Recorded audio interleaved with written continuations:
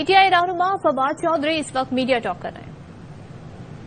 आज इस्लामाबाद में इलेक्शन नहीं कराए गए, ये पाकिस्तान के आइन के ऊपर, पाकिस्तान के अदालती निजाम के ऊपर एक खुल्लम खुल्ला हमला है जो राना सनाउल्लाह और राजा सुल्तान सिकंदर ने मिलकर किया है।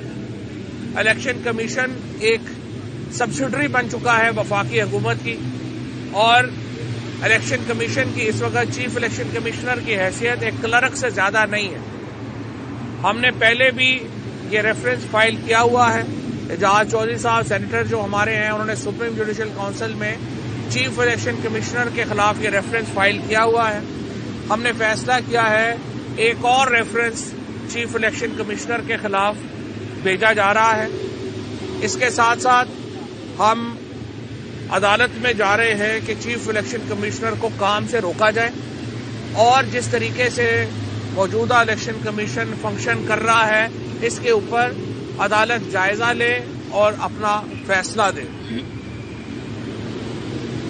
दूसरी तरफ आपने देखा कि कल यहां पे दो एमपीएस राशिदा बेगम और फरहत फारूक आपके सामने आई मीडिया में, और उन्होंने ये वाज़े तौर के ऊपर ये बात कही कि किस तरह से नासिर अली शाह और शर्जील मेमन के हवाले से उनसे राब्ता किया पीपल्स पार्टी ने और उन्हें पैसों की ऑफर की गई।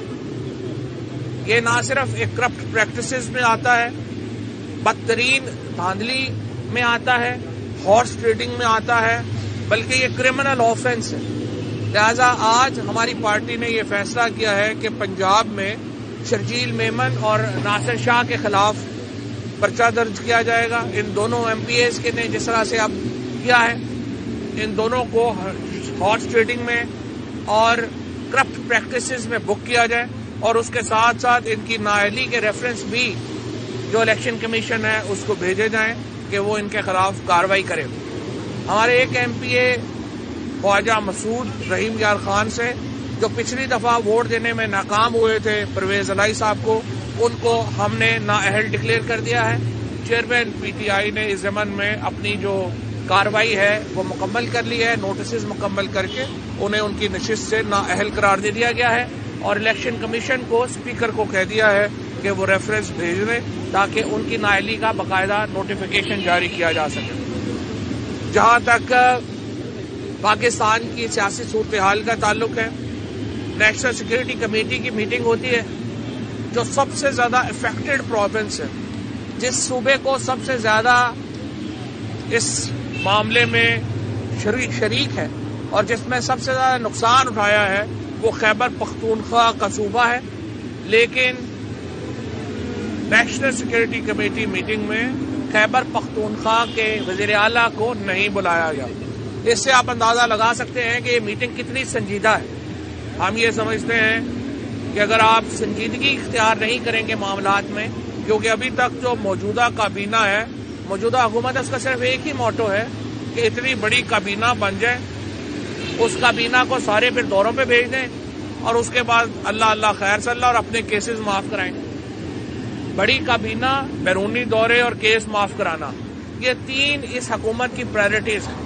लिहाजा हमारी मईशत जो है वो तबाह बर्बाद हो गई है, उसके साथ साथ हमारा लॉ एंड ऑर्डर जो है वो तबाह बर्बाद हो गया है, और उस पर संजीदगी का आलम यह है कि जो सूबा सबसे ज्यादा मुतल्लका है उसको नेशनल सिक्योरिटी कमेटी में बुलाने की जहमत तक जो है वो नहीं की गई। इससे आप अंदाजा लगा सकते हैं कि कितने संजीदा लोग हैं जो इस वक्त पाकिस्तान के मामला जो हैं उसको देख रहे हैं और चला रहे हैं। हमने इस हफ्ते इंशाअल्लाह पाकिस्तान की मईशत के ऊपर व्हाइट पेपर मंगल को जारी होगा, पाकिस्तान की ह्यूमन राइट्स के ऊपर व्हाइट पेपर जुमेरात को, और रूल ऑफ लॉ के ऊपर इंशाअल्लाह जुमेरात को ये पाकिस्तान तहरीके इंसाफ के पेपर्स जो हैं वो जारी हो रहे हैं, और कानूनी कार्रवाइयां जो मैंने आपको बताई वो इस ज़मन में मुकम्मल की जा रही हैं। Thank you. तो इस समय ये फरमाएगा कि पंजाब की पार्लिमानी पार्टी का इजलास कब हो रहा है, और ये फरमाएं कि क्या पंजाब असम्बली तहलील होने के अब चांसेस आपको नजर आ रहे हैं, या कौमी असम्बली से इस्तीफे मंजूर करेंगे तो आप ये कदम उठाएंगे? नहीं, पंजाब असम्बली की तहरीर का मामला तो तय है, वो तो सिर्फ रुका हुआ है اس وجہ سے کہ انہوں نے اپنی جو عدم اعتماد کی تحریک ہے وہ جمع کروا دی تھی. اس حکومت پہ الیکشن کے نام سے تو کب کبھی طے جاری ہو جاتی ہے. وہ بڑا مشہور واقعہ تھا کہ جنرل ضیاء الحق کے بال جب نائی کاٹنے آتا تھا تو وہ کہتا تھا یہ الیکشن کب کرائیں گے. تو اس کو ایک دن ایجنسیوں نے اٹھا لیا. انہوں نے کہا یہ تم بار بار کیوں پوچھتے ہو. اس نے کہا جی جب میں جنرل صاحب سے پوچھتا ہوں ان کے بال کھڑے ہو جاتے ہیں, الیکشن کے نام پہ کاٹنے میں آسانی ہو جاتی ہے. اس حکومت کا بھی اس وقت الیکشنوں سے یہی حال بنا ہوا ہے کہ جب آپ ان سے پوچھتے ہیں الیکشن کا نام لیں ان کے بال کھڑے ہو جاتے ہیں, چہرے پہ پسینہ آ جاتا ہے, کپ کپی چھا جاتی ہے. بھئی اگر اتنا الیکشنوں سے ڈر ہے تو جا کے کوئی اور کام کر لے. حکومت جمہوریت تو الیکشنوں پہ بنیاد رکھتی ہے. اگر آپ نے الیکشن نہیں کروانے تو جا کے کوئی چنے کی ریڑھی لگا لیں, کوئی دال چاول بیچے. آپ حکومت میں تو نہیں کر سکتے. فواد چودھری صاحب یہ طے ہے کہ اس نیشنل اسمبلی کے استعفوں کا معاملہ حل ہوگا کیونکہ آپ پنجاب اور کے پی کی اسمبلی کی تحریک کی طرف بڑھیں گے. دیکھیں نہیں, وہ معاملہ تو علیحدہ ہے. اگر وہ معاملہ نہ بھی حل ہوا, پنجاب اور کے پی کی اسمبلیاں تحلیل ہم کر دیں گے. اور یہ دیکھیں یہ واضح قانون ہے. جاوید ہاشمی کیس میں واضح طور پہ یہ کہہ چکے ہیں کہ آپ نے یہ جو استعفے اسمبلی کے فلور کے اوپر ہوں گے آپ منظور کریں گے. اگر یہ منظور نہیں کیا جا رہا, آج کل ویسے بھی پی ٹی آئی کے لیے آپ کو پتا ہے کہ قانون اور ہے, باقی پارٹیوں کے لیے اور ہے, اسی وجہ سے یہ معاملہ خراب ہوا. یہ بتائیے گا جیسے آپ کی الیکشن کمیشن کے اوپر تحفظات ہیں, تو الیکشن کی ڈیٹ اگر آپ کو مل بھی جاتی ہے تو اس الیکشن کمیشن کے اندر آپ انتخابات کروا لیں. پچھلا الیکشن بھی تو ہم نے انہیں 2 الیکشن لڑے ہیں, اسی الیکشن کمیشن کے ہوتے ہوئے لڑے ہیں, اور اس الیکشن کمیشن کا کوئی فرق نہیں پڑا.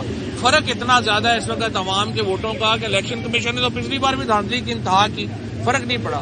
اس لیے یہ فرق نہیں پڑے گا, ہم الیکشنوں میں جائیں گے. اس نے آپ نے بات نہیں کری, بات کریں. میں صرف اتنا کہنا چاہتی ہوں کہ جیسے فواد بھائی نے بتایا, اور کل ہم نے فرد فاروق اور راشدہ خانم صاحبہ کی پریس کانفرنس بھی کرائی, تو میرا زرداری کے لیے میسج ہے اور سندھ کی عوام کے لیے کہ سیلاب زدگان کے فنڈز کا پیسہ آپ یہاں پہ پنجاب میں جس طرح سے اللے تللے اور جس طرح سے آپ لوگ محترمہ کی برسی کے اوپر بھی پارٹیاں کر رہے تھے پرائیویٹ جیٹس لے کے, اور اسی طرح پرائیویٹ جیٹس لے کے آپ سیلاب زدگان کی امداد کے پیسے کو پنجاب کے جو ہمارے ایم پی ایز ہیں ان کو خریدنے کے اوپر آپ نے فوکس کیا ہوا ہے. ہم آپ کے خلاف قانونی چارہ جوئی تو کرنے جا رہے ہیں, لیکن